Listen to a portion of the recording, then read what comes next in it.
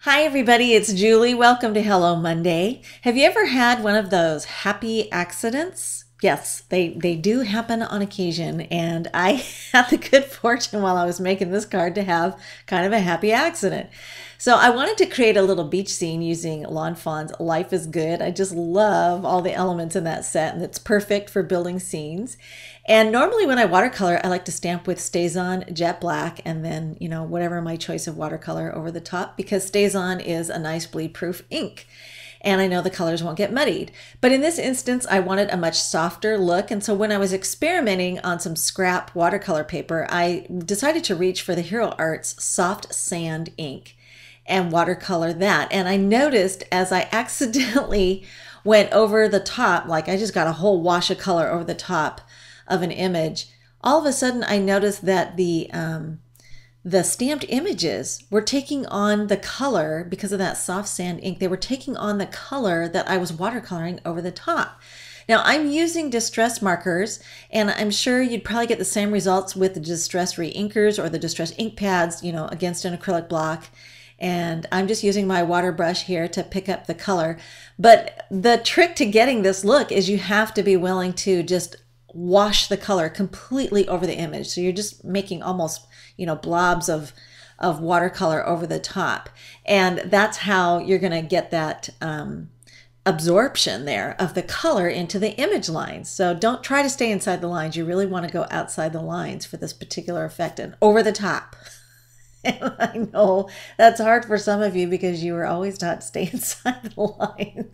But trust me, it looks so painterly, and it's such a fun, soft look, and it was so quick and easy because there's no worrying about, trying to keep everything inside the lines. And I just kept dabbing the color, and as you can see, it gets more intense. The more color you add over those image lines, it's going to attract and intensify. So I just thought that was such a cool thing, and the way it looks, it was just very different, and I had a lot of fun with it, and just kept on going until I got my whole scene finished there. I'm just doing the beach there with some brown. I don't know what brown that is. I don't know if it's vintage. It might be vintage photo in the marker.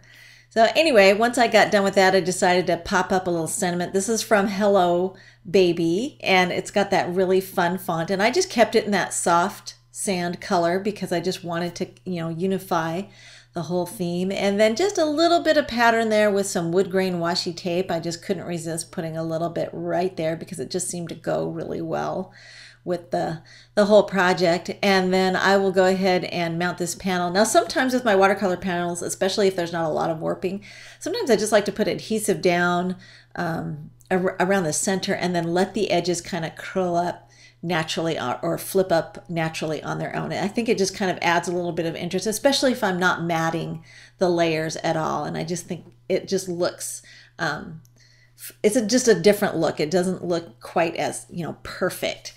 And then I'll pop up that greeting. And then just to give him a little bit of sparkle, I added some fruit punch stickles, but I didn't want to go crazy because he is very soft, and I felt that too much stickles would kind of obliterate him. So I just added just a little bit there, and I'm going to squeegee it out a little bit with a piece of cardstock there, just a little scrap strip that I had there in my little garbage bin.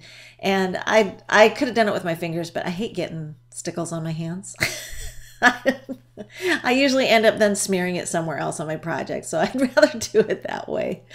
Anyway, I hope you'll give this a try. It was a really fun and happy accident. Thanks for watching.